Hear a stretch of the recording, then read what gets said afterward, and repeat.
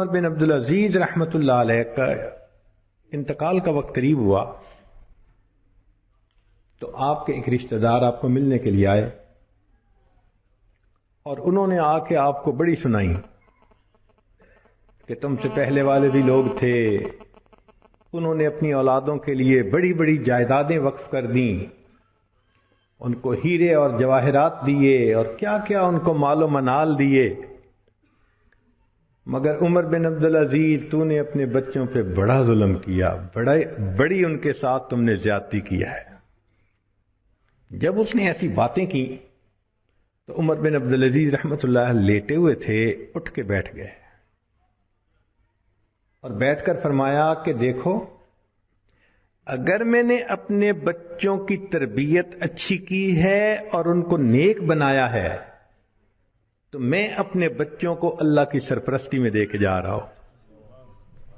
اگر میں نے اپنے بچوں کی تربیت اچھی کی ہے اور ان کو نیک بنایا ہے تو میں ان کو اللہ رب العزت کی سرپرستی میں دے کے جا رہا ہوں، اور اگر یہ بدکار ہیں تو میں ان کی بدکاری پہ ان کا کوئی تعاون نہیں کرنا چاہتا۔ یہ کہہ کے عمر بن عبدالعزیز فوت ہو گئے۔ آپ کی وفات کے بعد جنہوں نے چارج سنبھالا تو ان کو ضرورت تھی مختلف علاقوں میں گورنر بھیجنے کی، تو کانفیڈنس کا بندہ نیک بھی ہو اور اس کے اندر اہلیت بھی ہو ملتا نہیں تھا۔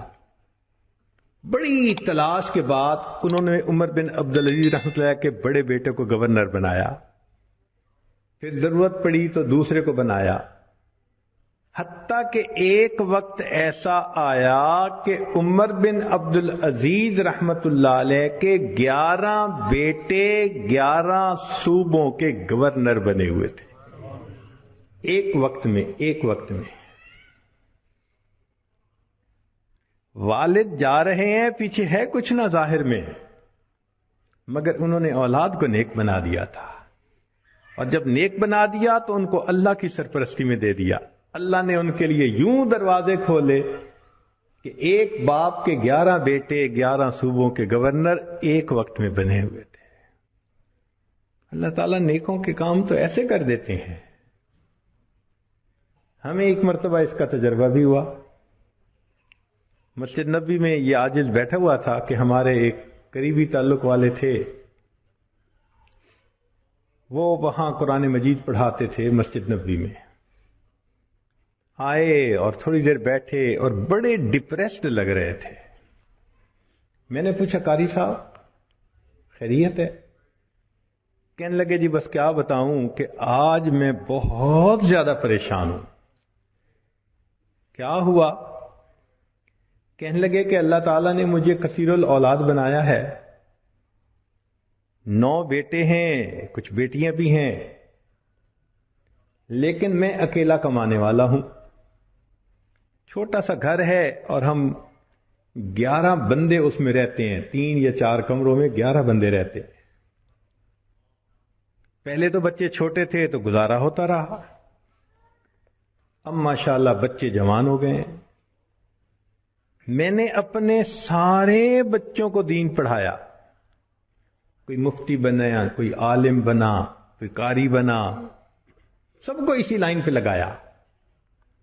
اب میرا بڑا بیٹا جو پڑھ کے مفتی بن چکا ہے شادی کی عمر کو پہنچ گیا، لیکن میں اس کی منگنی کہاں کروں؟ اول تو کوئی رشتہ ہی نہیں دے گا کہ اس کی آمدنی کا کوئی اتنا بڑا ذریعہ نہیں، اور اگر رشتہ مل بھی جائے تو میں اپنے گھر میں اپنے بچے کو الگ کمرہ نہیں دے سکتا۔ ہم کیا کریں؟ تو آج میرا ایک پرانا دوست آ گیا، اس نے مجھے بڑی سنائی، بس تو ملونٹا بن گیا، تجھے عقل نہیں، سمجھ نہیں، تیرے 9 بیٹے، تو 2-3 کو مولوی بنا دیتا، کسی کو ڈاکٹر بناتا، کسی کو انجینئر بناتا، آج تیرے ساتھ کندھے سے کندھا ملا کے کھڑے ہوتے ہیں، آج اور بھی سورس آف انکم ہوتا تیرے پاس۔ کیا نشہ تھا دین کا، تو نے سب کو ملا بنا دیا، اب جاؤ ڈھونڈو رشتے۔ کہنے لگے کہ اس میرے دوست نے اتنی باتیں کی کہ میں واقعی آج ڈپریس ہو گیا ہوں کہ وسائل ہیں نہیں، بندے اتنے ہیں گھر میں۔ میں نے انہیں کہا کہ آپ فکر نہ کریں، وَهُوَ يَتَوَلَّى الصَّالِحِينَ، اللہ نیکوکاروں کا سرپرست ہے، آپ اللہ کی سرپرستی میں ہیں، فکر کیوں کرتے ہیں؟ چلے آئیں، معاجہ شریف پہ ہم نے حاضری دینی ہے، سلام بھی پڑھیں گے، پھر آپ کے لیے دعا بھی کریں گے۔ ان کی تسلی کے لیے بات کر دی، وہ مطمئن ہو گئے۔ سلام کے بعد جب ہم نے دعا کی باہر نکلے تو مجھے کہنے لگے جی کل میری بیوی نے ایک گھر رشتہ مانگنے کے لیے جانا ہے، دعا کرو کہ رشتے والے ہاں کر دیں۔ تو بہت اچھا۔ اگلے دن عشاء کی نماز کے بعد ہم بیٹھے تھے تو جناب ہم نے قاری صاحب کو دیکھا، جھومتے ہوئے آ رہے تھے اور ہاتھ میں بھی کچھ پکڑا ہوا تھا۔ تو مسکرا کے کہنے لگے حضرت جی ہو گیا ہو گیا ہو گیا۔ کیا ہو گیا؟ کہنے لگے جی مٹھائی لایا ہوں، کام ہو گیا کام ہو گیا۔ ہم نے کہا کیسے؟ اب ذرا سٹوری سنیے۔ کہنے لگے کہ ایک پاکستانی انجینئر تھے، نیک انسان تھے، ان کی بیٹی تھی، جوان العمر تھی، مگر انجینئر صاحب کا ایکسیڈنٹ میں انتقال ہو گیا اور بیوہ اپنی بڑی بیٹی کی شادی کرنا چاہتی تھی۔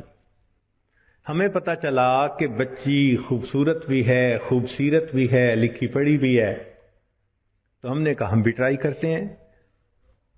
میں اپنی بیوی کو لے کے گیا، بڑا سمجھایا، اگر وہ پوچھے نوکری کیا تو یہ بتانا، اگر پوچھے رہیں گے کیا تو یہ بتانا، بڑا سمجھا بجھا کے لے کے گیا۔ کہنے لگے کہ کوئی 4-5 منٹ مشکل سے میری بیوی اندر گئی ہوگی کہ اس نے پیغام بھیجا میں آپ سے بات کرنا چاہتی ہوں۔ تو مجھے تو شروع میں نا ایک صدمہ ہوا، میں نے کہا انہوں نے ریجیکٹ کر دیا۔ 5 منٹ میں جو کہے جاؤ تو اس کا مطلب ریجیکٹ کر دیا۔ لیکن میں نے بیوی سے پوچھا، کہنے لگے بیوی تو نروس سی تھی، کہنے لگی ہو گیا ہو گیا۔ میں نے کہا کیا؟ کہنے سب کا ہو گیا سب کا ہو گیا۔ پوچھا بھئی بتاؤ تو صحیح کیا ہوا؟ کہنے لگی جی کہ وہ بیوہ بہت نیک تھی اور کہنے لگی کہ مجھے میرے خاوند نے یہ وصیت کی تھی کہ میں نے اپنی اولاد کو نیکی کی زندگی سکھائی ہے، جب موقع ہوا میں اپنی بچیوں کی شادی کسی نیک بندے سے ہی کروں گا۔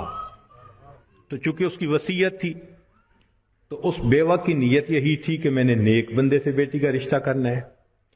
تو بیوی کہنے لگی کہ اس کی بچیاں اتنی خوبصورت تھیں، پھول سے بھی بڑھ کے خوبصورت تھیں، اور بڑی بچی کو دیکھ کے تو مجھے لگا کہ ایسی بھی خوبصورت بچیاں اللہ نے پیدا کی ہیں۔ تو میں نے ہمت کر کے رشتہ بتا دیا۔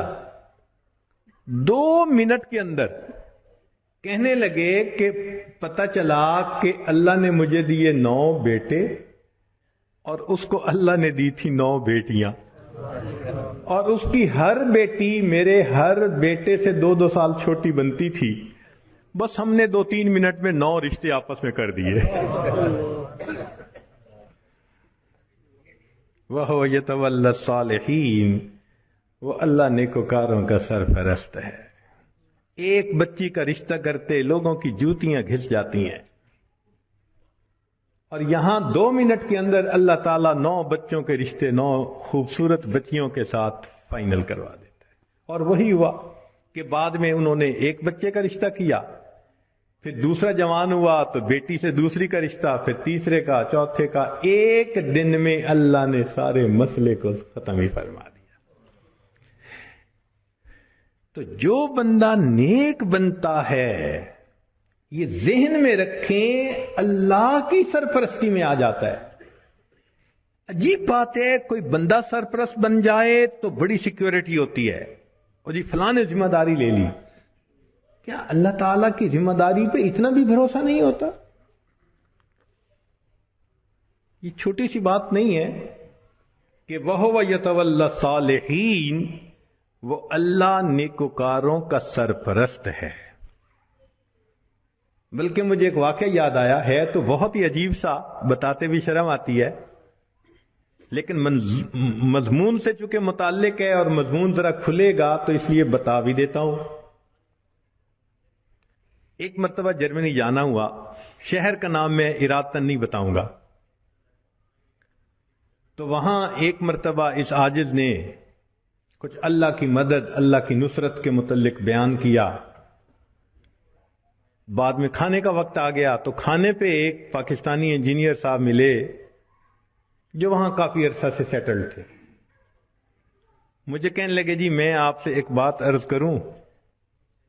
میں نے کہا کیا؟ کہنے لگے اللہ تعالیٰ مولویوں کی بڑی فیور کرتے ہیں۔ میں نے کہا بات تو سچ ہے۔ اب چونکہ کھانا کھا رہے تھے پھر وہ کھانا کھانے لگ گئے۔ پھر کچھ دیر کے بعد کہنے لگے جی اللہ تعالیٰ مولویوں کی بڑی فیور کرتے ہیں۔ اب میں نے دیکھوں ظاہر میں کہ وہ تو بے شک نہ داڑھی تھی نہ کچھ تھا، ایک عام جیسے انجینئر کی زندگی ہوتی ہے، ایک خوبصورت نوجوان تھا عام زندگی گزارنے والا۔ جب کھانا ختم ہونے لگا نا تو پھر ذرا میرے وہ قریب ہو کے بیٹھ گیا، پھر کہتا ہے جی اللہ تعالیٰ مولویوں کی بڑی فیور کرتا۔ اب مجھے سمجھ لگی یہ کچھ کہنا چاہتا ہے لیکن ذرا اس کو وقت چاہیے، علیحدگی چاہیے۔ تو وہ ہم لوگ الگ کرسیوں پہ جا کے بیٹھ گئے۔ میں نے ان سے پوچھا آپ کیا کہنا چاہتے ہیں جو بےتاب ہیں اتنی دیر سے؟ کہتے ہیں جی اپنا واقعہ سنائیں۔ کہنے لگا جی میں نے لاہور سے انجینئرنگ کی، پھر یہاں ایک کمپنی میں میری نوکری لگی، بہترین نوکری، زبردست تنخواہ، اور میں انٹیلیجنٹ بھی بڑا۔ میں پچھلے اتنے سالوں سے اس کمپنی میں نوکری کر رہا۔ ہمارے دفتر میں یہاں کے ماحول کے مطابق مرد بھی انجینئر ہیں، لڑکیاں بھی انجینئر ہیں۔ تو ایک لڑکی انجینئر جرمنی کی، وہ ہماری کولیگ تھی، اتنی خوبصورت تھی کہ دیکھ کے بندہ سوچتا تھا کہ اللہ نے ایسی بھی مخلوق پیدا کی ہے، اور اس کے ساتھ ساتھ اتنی ذہین اور اتنے اچھے اخلاق والی کہ دفتر کے جتنے جوان لڑکے تھے ہر ایک وش کرتا تھا کہ میرے ساتھ اس کا تعلق جڑ جائے۔ جرمن بھی اسی کوشش میں لگے ہوئے تھے، دوسرے بھی کسی کوشش میں، مگر اس کی زندگی بڑی کلین نظر آتی تھی۔ وہ کام کی بات کرتی تھی، جو ذرا کام کی بات کے علاوہ کرتا تھا ایسا جواب دیتی تھی کہ اگلے کو جرت ہی نہیں ہوتی تھی بات کرنے کی۔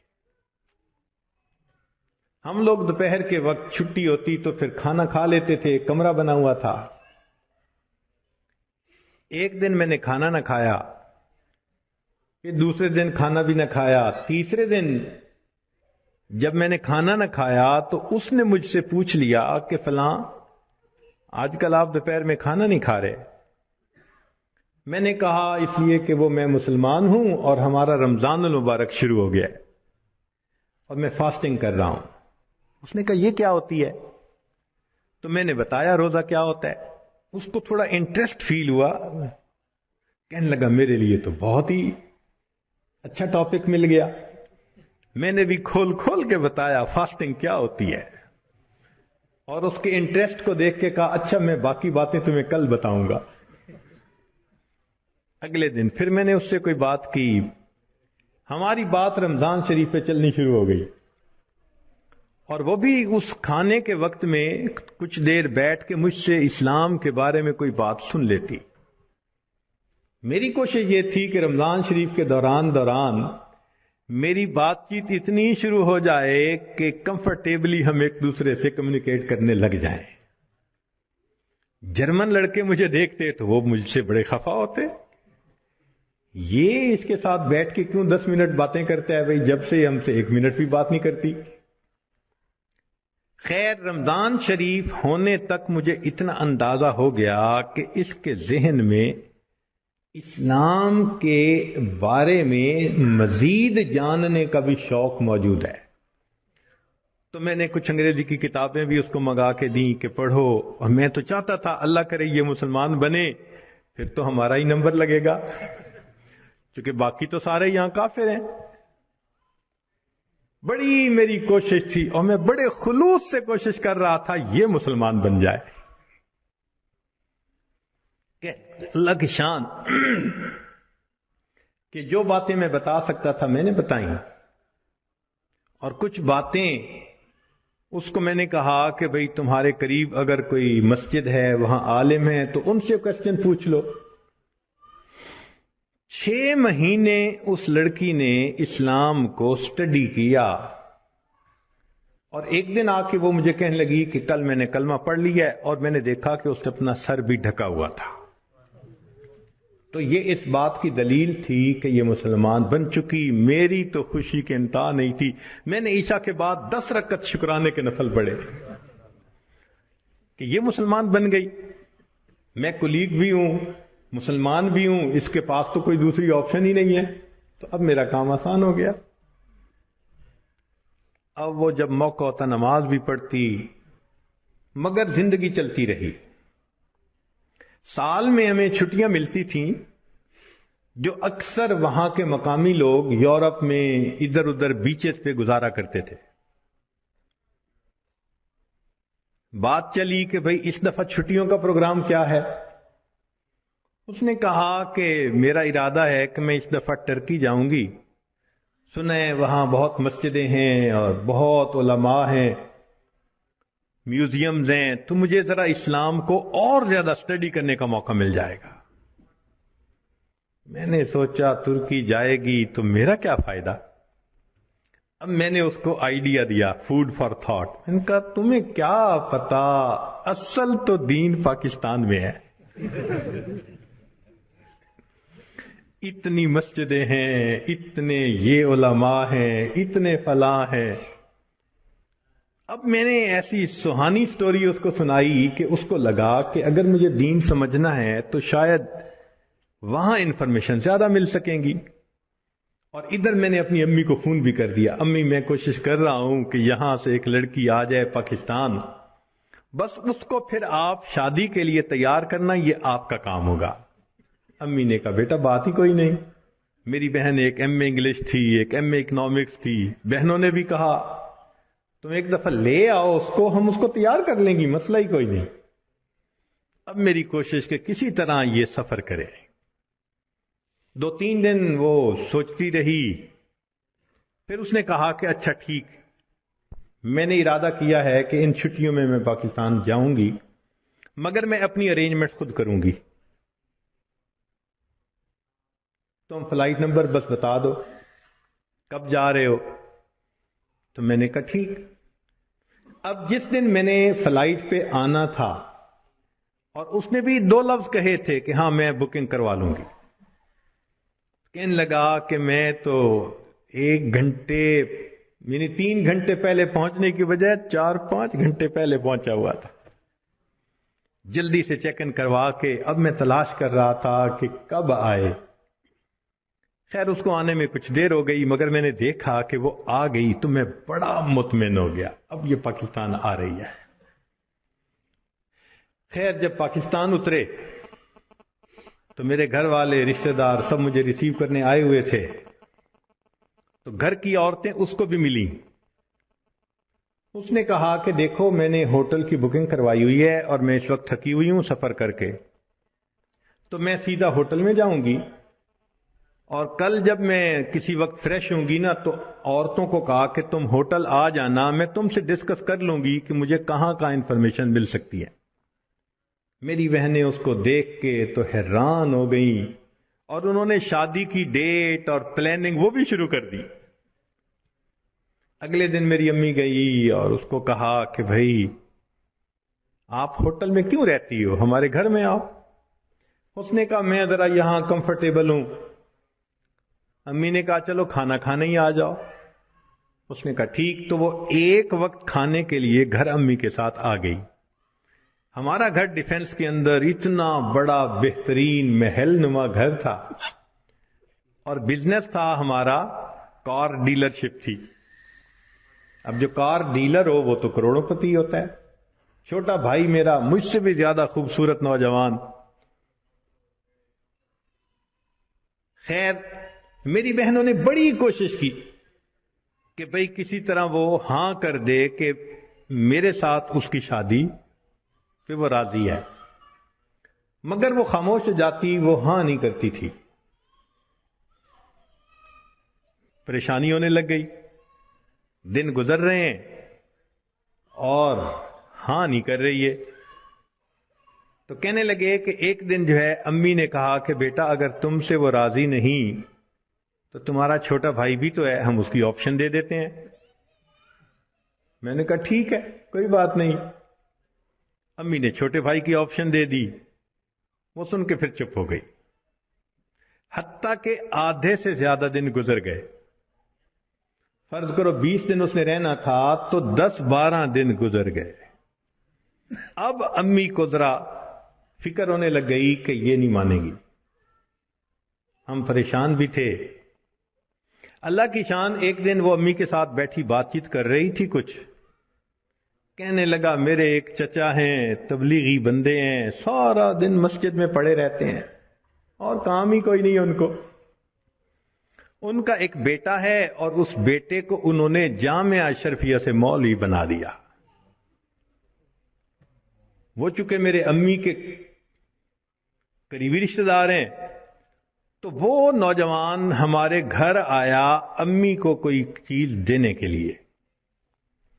تو اس لڑکی کی ذرا دور سے نظر پڑ گئی کہ ایک بندہ ہے، داڑھی والا بھی ہے، ٹوپی بھی ہے اور وضاقتہ بھی دینی ہے۔ اس نے میری امی سے پوچھ لیا یہ کون ہے؟ اس نے کہا یہ میرے دیور کا بیٹا ہے، عالم ہے۔ اس نے کہا اچھا میں نے جو کچھ مسئلے پوچھنے تھے وہ میں اس سے پوچھ سکتی ہوں؟ امی نے کہا ہاں۔ کہنے لگا امی نے وہ مولوی صاحب کو بلا لیا اور وہ مولوی صاحب آ کے یوں نگاہیں نیچی کر کے کھڑے ہو گئے۔ یہ اس نے ایک دو باتیں پوچھیں، اس نے آگے سے جواب دیا اور جیسے روٹھا ہوا بندہ ہوتا ہے وہ مولوی صاحب چلے گئے۔ اس نے جاتے ہوئے اس سے پوچھ لیا کہ بھئی اگر کوئی اور بات پوچھنی ہو تو آپ کا ٹیلی فون نمبر، اس نے ٹیلی فون نمبر دے دیا۔ ایک دو دن ٹیلی فون پہ یہ اس سے بات کرتی رہی۔ کہنے لگے کہ چوتھے دن ہمیں پتا چلا کہ لڑکی نے اس سے خود بات کی، کیا تم مجھ سے نکاح کرنا چاہتے ہو؟ کہنے لگے مولوی صاحب نے جواب دیا میں ابو سے پوچھوں گا۔ ابو سے پوچھوں گا۔ اس نے ابو سے پوچھا۔ ابو نے کہا کہ بیٹا ساری دنیا ان مسلمانوں کے لیے اس کا ملک ہے، اگر تمہارا رزق اللہ نے وہاں لکھا ہے تم دین کی نیت سے جاؤ، اللہ کے دین کا کام کرو وہاں۔ کہنے لگا لڑکے نے ہاں کر دی۔ اگلے دن اس نے کیا کیا کہ وہ لڑکے نے اپنے 2-4 رشتہ داروں کو بلا لیا، سادگی کے ساتھ نکاح ہو گیا۔ لڑکی اس کو لے کے اسلام آباد ایمبیسی چلی گئی اور ایمبیسی میں اس نے اپنا سٹیٹس دکھایا، پورا دکھا کے کہا کہ میں آئی تھی چھٹیاں گزارنے، اس کے ساتھ میرا نکاح ہو گیا ہے، کاغذات ہوتے رہیں گے، میں نے ہے 4 دن میں واپس جانا، کیا آپ اس کا ملٹیپل ویزا لگا سکتے ہیں؟ کہنے لگے کونسلر کو اس کی پرسنالٹی، اس کی بات چیت، اس کی نوکری اتنی جسٹیفیکیشن نظر آئی، اس نے چھوٹتے ہی 5 سال کا ملٹیپل ویزا لگا دیا۔ کہنے لگا چھٹیاں ختم ہونی تھی، وہ لڑکی اپنے وہ جو مولوی صاحب خاوند تھے ان کے ساتھ چلی گئی، محنت میں نے کی، اللہ نے فیور مولوی کی کر دی۔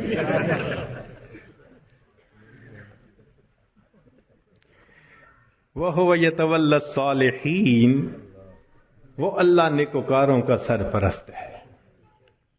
اور یہ 100% سچی بات ہے۔ یعنی لوگوں کے لیے کہتے ہیں نا جی آؤٹ آف دی وے، اللہ تعالیٰ کے لیے تو کوئی چیز آؤٹ آف دی وے نہیں ہے نا، مگر ہے اسی طرح کہ جو نیک بنتا ہے دیکھنے سے پتہ چلتا ہے کہ جیسے کوئی غیبی قوت آؤٹ آف دی وے جا کے اس کی مدد کر رہی ہے، اس لیے کہ وہ اللہ کی سرپرستی میں آ چکا ہوتا ہے۔ ایسے اللہ تعالیٰ اپنے بندوں کی مدد فرماتے ہیں۔ ذرا اللہ سے دوستی لگا کے دیکھیں، اس کی سرپرستی میں آ کے دیکھیں، سمجھ پھر لگے گی کہ بندے کی زندگی کتنی سہانی ہو جاتی ہے۔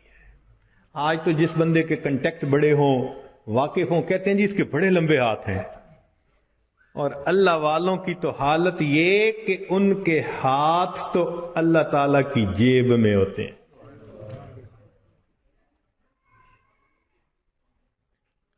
اللہ اپنے بندوں کی کیسے مدد کرتا ہے، ذرا ایک دو واقعات سن لیجئے۔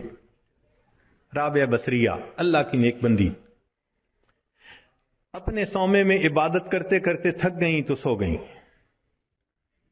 ایک چورا نکلا، اس نے دروازہ کھولا، اندر گھسا، کوئی اور چیز تو نہیں اسے نظر آئی مگر ایک چادر پڑی ہوئی تھی۔ اس نے کہا چلو چادر ہی لے چلتا ہوں۔ جب چادر اس نے اٹھائی اور واپس جانے لگا، ایسا سر چکرایا کہ اس کو آنکھوں کے آگے اندھیرا ہو گیا، دروازہ نظر ہی نہیں آیا۔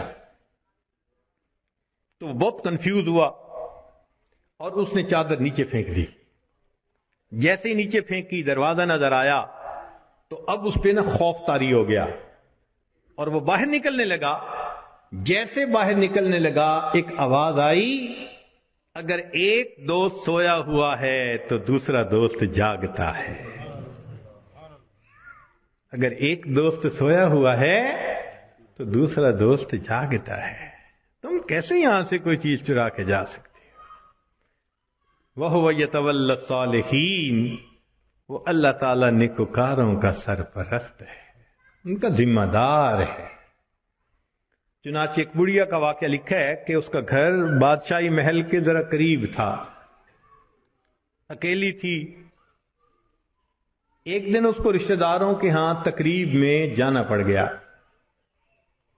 تو وہ چلی گئی، اور وہاں اس کو 1-2 مہینے لگ گئے۔ جب 2-4 مہینے کے بعد واپس آئی تو وہ بڑھیا اپنا گھر دیکھتی ہے تو گھر نظر نہیں آتا۔ اس نے کسی سے پوچھا کہ یہاں تو میرا گھر تھا۔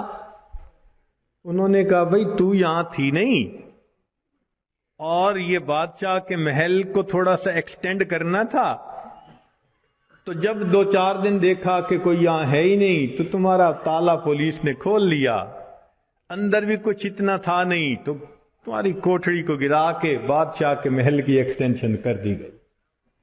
تو جب اس بڑھیا نے یہ سنا نا کہ تم تو یہاں تھی نہیں اس لیے تمہارے گھر کو گرا دیا گیا، تو بڑھیا نے آسمان کی طرف دیکھ کے کہا اللہ میں تو یہاں نہیں تھی، تو یہی تھا۔ میں یہاں نہیں تھی، تو یہی تھا۔ یہ لفظ اس کے کہنے تھے کہ جو ایکسٹینشن کی ہوئی عمارت تھی اس کی چھت زمین کے اوپر آ گئی۔ نیک لوگ دنیا میں لاوارث نہیں ہوا کرتے، اللہ ان کا وارث ہوتا ہے۔ اگر ہمیں اپنے والد کے وارث ہونے پہ اتنا اطمینان ہوتا ہے، بیوی کو خاوند کے وارث ہونے پہ اتنا اطمینان ہوتا ہے، تو اگر کسی کا وارث اللہ رب العزت بن جائے تو سوچو پھر اس کے کیا مزے ہوں گے۔ اس کی مثال یوں سمجھیے کہ ہم نوجوان کالج یونیورسٹیوں میں پڑھتے ہیں نا، تو اگر تو ان کا جی پی اے بہت اچھا ہو تو فل اسکالرشپ مل جاتا ہے، اور فل اسکالرشپ والے بچے کو پڑھنے میں کوئی دقت ہی نہیں ہوتی۔ وہ جی مجھے فل میڈیکل ڈگری کرنے کے لیے اسکالرشپ مل گیا، مجھے کوئی فکر نہیں۔ اور جس بندے کو اسکالرشپ نہیں ملتا اس کو میڈیکل کرنا قرضوں کے بوجھ میں دب جاتا ہے بیچارہ۔ ہم نے بچوں کو دیکھا ان ملکوں میں ساری عمر نوکریاں کر کے بڑھاپے تک اپنے زمانے طالب علمی کے قرضے اتارتے رہتے ہیں۔ تو جس کو فل اسکالرشپ مل جاتا ہے پھر اس کا تو معاملہ ہی کچھ اور ہوتا ہے۔ یوں سوچئے کہ ایک 100 منزلہ عمارت ہے اور اس میں لفٹ لگی ہوئی، ایلیویٹر لگا ہوا ہے، اور ہمارا کام ہے بس پش دبا کے دروازہ کھولیں اور سوار ہو جائیں، تو پھر 100ویں منزل پہ پہنچنا تو کوئی مشکل نہیں نا۔ اور ایک 100ویں منزل سے رسہ نیچے لٹکا ہوا ہے، اب ایک بندہ رسے سے چڑھنا چاہتا ہے، کتنا پریشان ہوگا، کتنا وہ مصیبت میں پڑے گا، کتنا بڑا رسک لے گا، اور اگر رسہ ہاتھ سے چھوٹ گیا تو مر بھی سکتا ہے۔ جیسے ایلیویٹر سے اوپر جانا اور رسے سے اوپر جانا کتنا دونوں میں فرق ہے، اس سے زیادہ فرق ہے اللہ کی سرپرستی میں آ کے زندگی گزارنا ایلیویٹر سے منزل پہ پہنچنے والی بات ہے، اور گناہوں کے ساتھ رسے سے لٹک کے زندگی گزارنا 100 منزلوں پہ جاننے والی مشکل بات۔ ہم گناہ کر کر کے اپنے آپ کو اللہ کی سرپرستی سے نکال دیتے ہیں، اور جب سرپرستی سے نکل جاتے ہیں اللہ حال پہ چھوڑ دیتے ہیں، جاؤ تم جانو تمہارا کام جانے، ہماری تو مانتے نہیں۔ پھر شیطان ہمیں بہکاتا ہے، لوگ بھی دھوکے دیتے ہیں، امیدیں توڑتے ہیں، بندہ دنیا میں دھکے ہی کھاتا پھرتا ہے،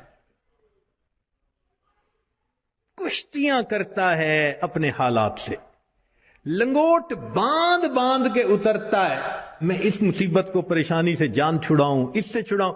ایک سے جان نہیں چھوٹتی، دوسری اوپر سے، دوسری سے جان نہیں چھوٹتی، تیسری اوپر سے۔ وہ پنجابی زبان میں شعر کسی نے لکھا ہے، اس کا ترجمہ بھی کر دوں گا۔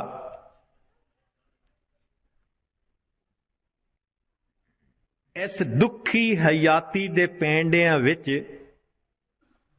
کدی راہ پہ گئے کدی بھلدے رہ، ایک دامن امید دا چھڈیا نہ، لکھ جھکڑ انیریاں دے چلدے رہ، پت جھڑ دے جھڑے ہوئے پتیاں وانگ، اسی تیرے جہان وچ رلدے رہ، پر دامن امید دا چھڈیا نہ، اسی نال تقدیر دے گھلدے رہ۔ جیسے پت جھڑ کے موسم میں خشک پتا ہوتا ہے، کبھی ہوا نے یہاں پھینکا کبھی وہاں پھینکا، اللہ کا سہارا چھوڑ کے بندے کا یہی حال ہوتا ہے۔ تو ایک ہے نیکوکاری کو اختیار کرنا اور اللہ کی سرپرستی میں آ جانا، اللہ ہر کام کو سنوارتے ہیں۔ حدیث پاک میں ہے، اے میرے بندے تو صبح کے وقت اگر میری عبادت کر لیا کر، میں سارا دن تیرے کاموں میں تیری کفایت کروں گا۔ اللہ اکبر، اللہ تعالیٰ ذمہ داری لے رہے ہیں۔ ہم سے فجر کی نماز نہیں پڑھی جاتی، اشراق ہی نہیں پڑھے جاتے۔ ہم سے زیادہ کون پاگل ہوگا کہ جس کے ساتھ اتنا بڑا اللہ نے وعدہ کر لیا اور ہم اس وعدے سے فائدہ نہیں اٹھا پا رہے؟ ایک بچہ بھی ہم سے زیادہ عقل مند کہلائے گا۔ کیوں ہم پریشانیوں کی زندگیوں میں پڑ گئے ہیں؟ اس لیے کہ نفس کی خواہشات پوری کرتے ہیں۔ تو نفس کی خواہشات پوری کر کے، گناہ کر کے اللہ کی سرپرستی میں نکل جانا، یہ کہاں کی عقل مندی ہے؟ اور گناہوں کو کر کے کہاں کا سکون ملتا ہے؟ حضرت مفتی محمد شفیع رحمۃ اللہ علیہ فرمایا کرتے تھے کہ تم جتنا چاہو گناہ کرو، تم جتنا چاہو گناہ کرو، اگر اللہ نے تمہاری اسی زندگی کو دوزخ کی مانند نہ بنا دیا، تم میرا نام بدل دینا۔ واقعی ایسا ہوتا ہے، جو گناہوں کا استغفار اسی کو دیکھا، اجی مر جاتے تو اچھا تھا۔ اس کا مطلب اتنا تو پریشان ہے نا۔ دنیا کی زندگی ایسے ہوتی ہے جیسے جہنم میں ہوتا ہے وہ بندہ۔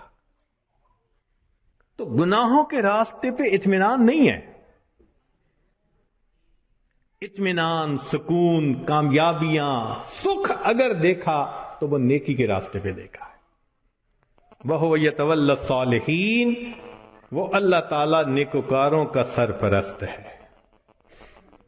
اللہ تعالیٰ تو چاہتے ہیں میرے بندے تمہیں میں اتنا دوں کہ تم بس بس کرو، مگر میرے نعمتوں کا شکر ادا کرو۔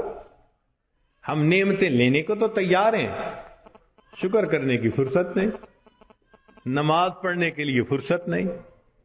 اللہ نے فرمایا کہ تم غیر محرم سے نظر کی حفاظت کرو، میں عبادت میں لذت عطا کروں گا۔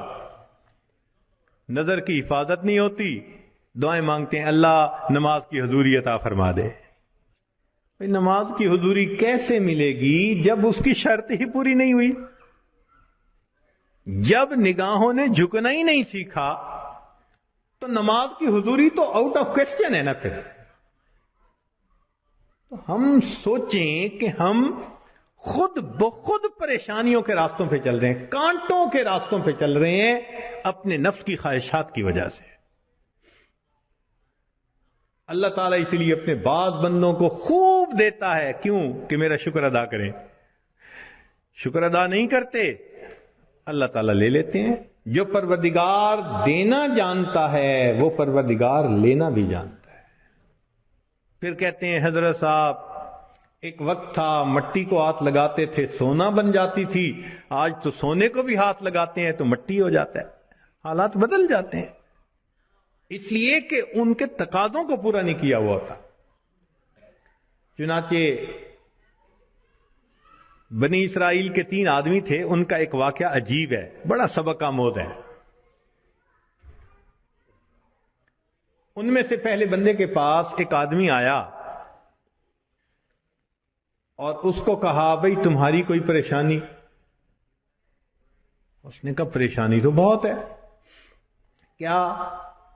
اس نے کہا بھئی یہ پھل بہری ہے، یہ جو سفید داغ جسم پہ ہو جاتے ہیں،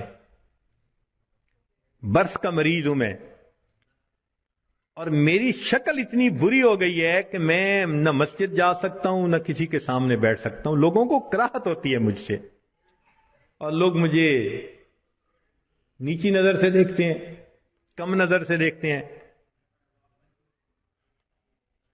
تو ایک تو میری یہ پریشانی ہے کہ برس کی بیماری ختم ہو جائے، اور دوسرا رزق کی بھی بڑی تنگی ہے۔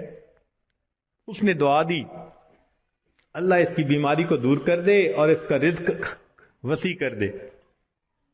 اللہ تعالیٰ نے اس کی بیماری بھی دور کر دی اور اس کو ایک گائے عطا فرمائی، اونٹنی عطا فرمائی، اور اونٹنی کی نسل اتنی بڑھی کہ وہ تھوڑے عرصے میں ہزاروں اونٹوں کا مالک بن گیا، بڑا ملٹائی ملینر ہو گیا۔ وہ بندہ دوسرے کے پاس گیا، اس سے کہا بھئی آپ کی کوئی پریشانی؟ اس نے کہا جی سر پہ بال نہیں ہے، گنجا ہوں، اور جہاں بیٹھتا ہوں لوگ میرا مذاق اڑاتے ہیں، اور دوسرا یہ کہ کاروبار بھی میرا نہیں چلتا، تو رزق کی بھی پریشانی ہے۔ اس نے دعا دے دی اللہ اس کے بیماری کو بھی دور کر دے، اس کو رزق میں بھی برکت دے دے۔ اللہ کی شان کہ اس کے سر پہ خوبصورت بال بھی اگائے، اور اس کو ایک گائے ملی، اور گائے کی نسل اتنی بڑھی کہ وہ تھوڑے دنوں میں سینکڑوں گایوں کا مالک، امیر آدمی بن گیا۔ پھر وہ بندہ تیسرے کے پاس گیا، وہ آنکھوں سے اندھا تھا، بھئی آپ کی کوئی پریشانی؟ اس نے کہا جی کہ میری پریشانی تو یہ ہے کہ میری بینائی نہیں ہے، لوگوں کے لیے تو فقط رات کو اندھیرا ہوتا ہے اور میرے لیے تو دن کی روشنی میں بھی اندھیرا ہے، اور دوسرا یہ کہ مجھے تو در در کے دھکے کھانے پڑتے ہیں، تو دعا کر دو کہ میرا رزق وسیع ہو جائے۔ اللہ نے اس کی بینائی بھی ٹھیک کر دی، اس کو بکری عطا کر دی، اور بکری اتنی نسل بڑھی وہ ہزاروں بکریوں کا مالک۔ یہ تینوں بندے اپنے وقت میں بنی اسرائیل کے بڑے امیر بندے کہلانے لگے، کروڑوں میں کھیلنے لگے۔ جب ان کی شہرت تھی، عزت تھی، مال و دولت کی ریل پیل تھی، تو اب پہلے کے پاس وہ بندہ آیا اور کہنے لگا کہ بھئی میں محتاج ہوں اور اللہ کے نام پہ آپ سے مانگنے کے لیے آیا ہوں، اللہ ہی نے آپ کو سب کچھ دیا ہے، آپ کے پاس تو کچھ نہیں تھا، تو پلیز آپ مجھے کچھ اللہ کے نام پہ دے دیں۔ اس کو بڑا غصہ آیا، انہوں نے کہا یہ تم نے کیسی بات کی ہے کہ تمہارے پاس کچھ نہیں تھا؟ میں تو شروع سے ایسا اور امیر اور یہ اور وہ، کوئی مفت کا کہیں سے پیسہ ملا ہے میاں؟ میں نے کمائی کی ہے، محنت سے کمایا ہے، فلاں کی ہے، خبردار جو تم نے ایسی بات کی کہ تمہارے پاس کچھ نہیں تھا۔ اس نے کہا بھئی مجھ سے خفا نہ ہو، بس آپ جیسے تھے اللہ آپ کو ویسا کر دے، یہ کہہ کے چلا گیا۔ اور وہی ہوا کہ برس کی بیماری بھی دوبارہ ہو گئی، اور ایسی بیماری پھیلی کہ جتنے اس کے اونٹ اونٹنیاں تھے ایک ایک کر کے بالآخر سارے مرتے گئے، وہ جہاں تھا وہیں پہنچ گیا۔ دوسرے کے پاس گیا، بھئی محتاج ہوں، اللہ نے آپ کو اتنا دیا ہے، میں بھی آیا ہوں اللہ کے نام پہ لینے کے لیے، تو آپ دیں۔ ایک وقت تھا آپ کے پاس کچھ نہیں تھا، پھر اللہ نے آپ کو دیا، آج اتنا کچھ ہے۔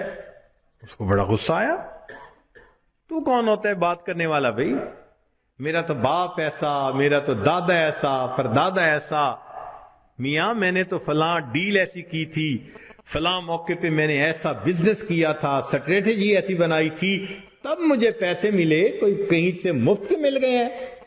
خبردار جو تو نے کوئی ایسی بات کی۔ اس نے کہا بھی مجھ سے خفا نہ ہو، اچھا آپ جیسا تھے اللہ آپ کو ویسا کر دے، یہ کہہ کے چلا گیا۔ نتیجہ یہ کہ سر کے بال بھی اس کے ختم، اور جتنی گائیں تھیں وہ ساری کی ساری بالآخر مر گئی، جہاں تھا وہیں پہنچ گیا۔ پھر یہ تیسرے کے پاس گیا، اس کو جا کے کہا کہ بھئی محتاج ہوں، فقیر ہوں، اللہ کے نام پہ مانگنے آیا ہوں، جس اللہ نے آپ کو دیا، آپ کے پاس تو کچھ نہیں تھا، آج اتنا کچھ اللہ نے دیا ہے تو بھئی مجھے بھی دے دیں۔ جب اس نے یہ بات کہی تو سننے والے بندے کی آنکھوں میں آنسو آ گئے۔ اس نے کہا تم نے بالکل سچ کہا، میں اندھا تھا، در در کے دھکے کھاتا تھا، لوگوں سے بھیک مانگتا تھا، کوئی خدا کا بندہ آیا، اس نے مجھے دعا دی تو اللہ نے میری بینائی بھی ٹھیک کر دی، اور مجھے ایک بکری رب نے دی تھی، پھر اس ایک بکری میں اللہ نے برکت ڈال دی۔ آج تو میاں دو پہاڑوں کے درمیان جتنی بکریاں پھر رہی ہیں یہ ساری میری ہیں، تم آج اللہ کے نام پہ مانگنے آئے ہو، جتنی بکریاں دل چاہتا ہے اس وادی میں سے تم لے کے چلے جاؤ۔ جب اس نے یہ بات کہی تب اس مانگنے والے نے کہا کہ میں تو فرشتہ ہوں، اللہ تعالیٰ نے 3 بندوں کے پاس امتحان کے طور پر بھیجا تھا، 2 اپنی اوقات کو بھول گئے، تو نے اپنی اوقات کو یاد رکھا، اللہ تجھے تیرا رزق نصیب فرمائے۔ یہ بندہ ساری زندگی امیر تر بندہ بن کر زندگی گزارتا رہا۔ دیتا تو اللہ ہی ہے نا ہر ایک کو، تو جب دیتا ہے تو پھر اس کا شکر گزار بندے بھی بنے، مگر ہم نہ شکریاں کرتے ہیں، گناہ کرتے ہیں، جس وجہ سے پھر مصیبت کو دعوت دیتے ہیں۔ تو راستے زندگی گزارنے کے 2 ہیں، ایک ہے نیکوکاری کا راستہ، ایک ہے بدکاری کا راستہ، منمانی کا راستہ۔ اگر آپ غور کریں تو آج کے دور میں منمانی کی زندگی گزارنے والے بہت زیادہ، اور ہر حال میں اللہ کی مان کے چلنے والے بہت تھوڑے۔ نتیجہ کیا ہے؟ مسائل حل نہیں ہو رہے، پریشانیاں بڑھتی جا رہی ہیں، ادھر ذلت، ادھر پریشانی، ادھر پریشانی۔ اس کی وجہ یہ ہے کہ ہم نے اپنے آپ کو اللہ کی سرپرستی میں دیا ہی نہیں ہے۔ اگر دے دیتے تو دنیا میں اللہ ہمارے تمام غموں کے لیے کافی ہو جاتے۔ ہماری مثال تو وہ ہے کہ کوئی بلینر انسان ہو اور اس کا بندہ چپڑاسی کی نوکری کے لیے درخواست دیتا پھرے، تو ہر بندہ کہے گا یار تمہارا باپ تو بلینر ہے اور تم پی این کی جاب کے لیے درخواست دے رہے ہو، سویپر کی جاب کے لیے، یہ کیا؟ وہی حال ہے۔ اللہ تعالی ہمیں اپنے سرپرستی میں لینے کے لیے وعدہ فرما رہے ہیں، اور ہم اللہ کے وعدے پر آنے کی بجائے خود دنیا کے جھمیلوں میں اپنے رزق کو تلاش کرنے میں لگے ہوئے ہیں۔ یاد رکھیے گا اللہ فرما برداروں کو بھی رزق دیتا ہے، اللہ نافرمانوں کو بھی رزق دیتا ہے۔ اللہ تعالیٰ فرما برداروں کو بھی رزق دیتا ہے اور اللہ تعالیٰ نافرمانوں کو بھی رزق دیتا ہے، مگر فرق ہے۔ ایک ہوتا ہے کہ آپ نے پرندے کو پنجرے سے نکالا اور پیالے کے اندر دانے ڈال کے اس کے سامنے رکھ دیا، اب وہ اسی پیالے میں سے کھا رہے آرام مزے سے۔ یا آپ نے پنجرے سے مرغی کو نکالا اور یوں دانے پھینک دیے تو وہ دانے چگ رہی ہے مگر دانے اس کو مل رہے ہیں۔ یہ ہے اللہ فرما برداروں کو رزق دیتا ہے، کسی کا ایک ہی جگہ، کسی کا ٹریولنگ کے ساتھ، ادھر بزنس، ادھر امپورٹ، ادھر ایکسپورٹ، مگر اللہ تعالیٰ رزق دیتا ہے ان کو۔ یہ رزق ملتا ہے فرما برداروں کو۔ اور ایک رزق ہوتا ہے کہ آپ نے اگر چوہے کو پھنسانا ہو تو اس کو بھی تو آپ کنڈی کے اندر گوشت کا ٹکڑا لگا کے رکھتے ہیں، پنیر کا ٹکڑا، یہ بھی رزق تو مل رہا ہے نا، مگر کس کے لیے؟ کہ یہ ہمیشہ کے لیے پھنسے، قابو آئے۔ تو نافرمانوں کو بھی اللہ رزق دیتے ہیں، مگر چوہے کی طرح کہ یہ پکڑا جائے گا، اس کی گت بنائیں گے۔ اب ہم سوچیں کہ ہم فرما برداروں کا رزق لیتے پھر رہے ہیں یا نافرمانوں کی طرح رزق کماتے پھر رہے ہیں۔ معاملہ تو ہمارے اوپر ہے۔ اللہ تعالیٰ فرماتے ہیں الیس اللہ بکاف عبدا، کیا اللہ اپنے بندے کے لیے کافی نہیں ہے؟ کتابوں میں لکھا ہے اے بندے، ایک تیری مرضی ہے، ایک میری مرضی ہے۔ اگر تو چاہے کہ تیری مرضی پوری ہو، میں تجھے تھکا بھی دوں گا، تیری مرضی کو بھی پورا نہیں ہونے دوں گا۔ اور اگر تو چاہے کہ میری مرضی پوری ہو تو میرے بندے میں تیرے کاموں کو بھی سنوار دوں گا، تجھے رزق میں بھی وسعت عطا فرما دوں گا۔ تو اللہ کی مان کے ہم چلیں تو اللہ ہمارے سارے مسئلوں کو حل کر دیں گے، کیونکہ ہم پھر اللہ کی سرپرستی میں آ چکے ہوں گے۔ اللہ تعالیٰ قرآن مجید میں فرماتے ہیں وعد اللہ الذین آمنوا منکم وعملوا الصالحات لَيَسْتَخْلِفَنَّهُمْ فِي الْأَرْضِ، اجتماعی طور پر نیکوکار بن کر زندگی گزارنے والوں کے لیے اللہ کا وعدہ ہے۔ فرماتے ہیں میں تمہیں زمین کے اندر خلافت عطا کروں گا۔ وَلَيُمَكِّنَنَّ دِينَهُمُ الَّذِي ارْتَضَىٰ لَهُمْ وَلَيُبَدِّلُنَّهُمْ خَوْفَهُمْ أَمْنًا، اور اللہ ان کے خوف کو امن میں بدل دیتے ہیں۔ پھر اللہ تو وعدہ فرما رہے ہیں، وعد اللہ، اللہ کا وعدہ ہے۔ آج بندہ وعدہ کر دیتا ہے تو اتنا یقین، کیا اللہ کے وعدوں پہ ہم یقین نہیں کرتے؟ تو ہمارے زندگی کی کامیابی کا ایک ہی طریقہ ہے کہ ہم اللہ کے وعدے پر بھروسہ کر کے عہد کریں کہ اللہ آج کے بعد ہم نے نافرمانی نہیں کرنی۔ اب سوال پیدا ہوتا ہے کہ ہم صالحین میں شمار کیسے ہو سکتے ہیں؟ بہت آسان ہے، ذہن سے گناہ کے ارادے کو ختم کر دیجئے۔ ذہن سے گناہ کے ارادے کو ختم کر دیجئے۔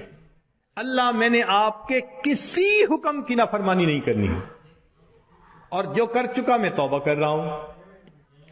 تو پہلا قدم کہ آئندہ گناہ کی نیت کو ذہن سے نکال دینا، اور دوسرا کہ اگر پھر گناہ ہو جائے تو پھر توبہ کرنا۔ بس یہ دو کام کر لیجئے۔ ایک، ابھی اسی وقت پچھلے تمام گناہوں سے سچی توبہ کی نیت کر کے عہد دل میں کر، اللہ آئندہ میں آپ کی مان کے چلوں گا، ہر کام آپ کے نبی علیہ السلام کی سنت کے مطابق کروں گا، دین کے مطابق کروں گا، شریعت کے مطابق کروں گا، من مانی نہیں کروں گا۔ اور اگر بالفرض پھر گناہ ہو جائے تو پھر توبہ کرے۔ جو ایسا کرے گا وہ نیکوکاروں میں شمار ہوگا اور وہ اللہ کی سرپرستی میں آ جائے گا۔ اور جب تک ہم اللہ کی سرپرستی میں نہیں آئیں گے ہماری پریشانیاں ختم نہیں ہوں گی۔ ہم نے دنیا میں دیکھا ہے پرائی بکری کو کوئی گھاس نہیں ڈالتا۔ ہم نے کلمہ تو پڑھا نا، تو لیبل تو لگ گیا نا کہ یہ مسلمان ہیں۔ اب اگر اللہ کے در سے بھی کچھ نہ ملے تو کسی اور در سے کیا ملے گا؟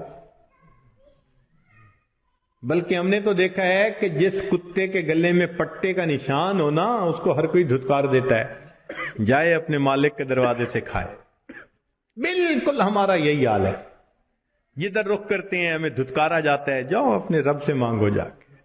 اور رب سے مانگنے کے لیے نیک ہم بن نہیں رہے، تو ہمارے پاس کوئی دوسری آپشن نہیں سوائے اس کے کہ زندگیوں کو بدلیں، نیکی پہ آئیں، اللہ تعالی ہمیں اپنی سرپرستی میں لے لیں، پھر اللہ تعالی ہمارے الٹے کاموں کو بھی سیدھا کر دیں گے، ہماری پریشانیوں کو اللہ ختم فرما دیں گے۔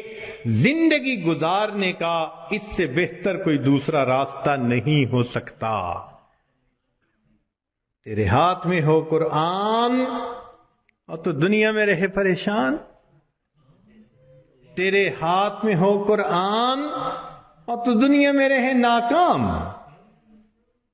تیرے ہاتھ میں ہو قرآن اور تو دنیا میں رہے غلام، غلامی نفس کی ہو، شیطان کی ہو یا کسی انسان کی ہو، نہ ہمیں کہتا ہے یہ قرآن، وہ میرے ماننے والے مسلمان، اقرا وربک الاکرم، تو پڑھ قرآن، تیرا رب کرے گا تیرا اکرام، تیرا رب تجھے عزت و وقار دے گا، تیرے ظاہر و باطن کو نکھار دے گا۔